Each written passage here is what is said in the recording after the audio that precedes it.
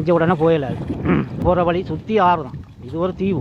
எந்த பக்கத்தால் போனாலும் கடலை தாண்டி தான் போகணும், ஆற்றை தாண்டி தான் போகணும். நாம் எல்லாருமே நகரத்தில் வாழ்வதையே விரும்புகின்றோம். ஏனென்றால் நமக்கு கிடைக்கும் வசதி வாய்ப்புகளே. ஆனால் இங்கு ஒரு குடும்பம் தனி தீவில் தனியாக வாழ்ந்து கொண்டிருக்கிறார்கள். அவர்கள் பற்றிய கதைதான் இது. எந்த பேர் செல்வம். இது ஊரல் தோட்டம். இது எங்கள் அப்பா. இது ஊரல் தீவு. மன்னார் மாவட்டத்தில் அரிப்பு கிராமத்திற்கு அருகில் உள்ள தீவே ஊரல் தீவு. இந்த ஊரல் தீவிற்கு உள்ள விசேஷம் என்னவென்றால் இங்கு ஒரே குடும்பம் தனியாக வாழ்ந்து வருகிறார்கள்.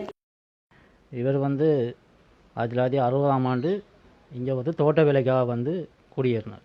அவர காலத்திலே அவர் இங்கேயே இருந்துட்டார். எனக்கு மொத்தம் 8 சதுரங்கள் எங்களையும் சேர்த்து. மற்ற எல்லாம் வெளியில் இருக்கிறாங்க. நான் ஒரு ஆள் தான் இதுக்குள்ளே இருக்கிறேன். எனக்கு இந்த சூழ்நிலை பிடிச்சதுனால நான் இதுக்குள்ளே இருக்கிறேன். இந்த ஊரில் பழங்காலத்து கிணறும் கோயிலும் இருக்கு. ஆரம்பத்தில் எங்கள் அப்பா இங்கே வார நேரமே இந்த கோயில் ஒரு மரத்துக்கு கீழே ஒரு சூழ் ஆயுதமும் ஒரு சிலந்தி மரத்துன்ற இதுக்குள்ளே வச்சு தான் கும்பிட்டுக்கிறாங்க. அந்த நேரம் இந்தியாவில் வந்த பொன்னையா நாடார்னு சொன்ன ஒரு ஆள் தான் இதை வச்சு கும்பிட்டுக்கிறதுக்குறார். பிறகு அவங்க இந்தியாவுக்கு போன பிறகு எங்களோட அப்பாட பொறுப்பில் தான் அந்த கோயில் இருந்து பிறகு நாங்கள் 2000ஆம் ஆண்டு இந்த கோயிலை கட்டினோம்.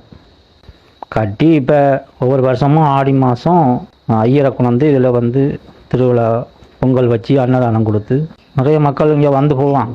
இந்த கிணறு சுண்ணாம்பால் தான் உள்ளுக்க கட்டிக்கிறாங்க, சீமந்தால் இல்லை. தண்ணி எந்த நேரமும் அள்ளலாம் குறையாது. ஆனால் இது ஒரு நல்ல தண்ணி. இதை என்ன சொல்கிறது, குடித்தாலே நிறைய நோய்கள் தீர்ற விஷயமெல்லாம் இருக்குது இந்த தண்ணியில். இவர்களுடைய வாழ்வாதாரமாக செலவு விஷயம்ன்றது இங்கே குறைவு. மீன் பக்கத்தில் எங்களுக்கு ஆறு இருக்குது. நாங்களே பிடிச்சி நாங்களே எங்களை தேவைக்கு பயன்படுத்தி கொள்வோம். மற்ற நீங்கள் இருக்க கூடுதலாக வந்தால் கருவாடு போட்டுக்கொள்வோம். தேவையற்ற செலவுகள் இல்லை. மற்றது ஆடு வச்சுக்கிறோம், மாடு வச்சுக்கிறோம். ஆடு மாற்றல் என்ற வருமானங்கள்லாம் எங்களுக்கு போதுமான அளவுக்கு இருக்குது. அப்பப்பா, அம்மம்மா, சித்தி, மாமி, பிள்ளைகள் என 13 பேர்கள் இங்கு அழகாக வாழ்ந்து கொண்டிருக்கிறார்கள். எங்களுக்கு இந்த இடம் பிடிச்சிருக்கு.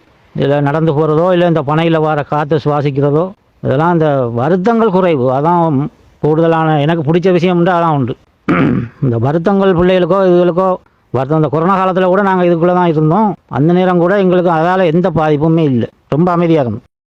இங்க ஆண்களும் பெண்களும் சமமாக வாழ்கிறார்கள். இயற்கையுடன் வாழும் அழகை இந்த ஊரில் நாம் காணலாம்.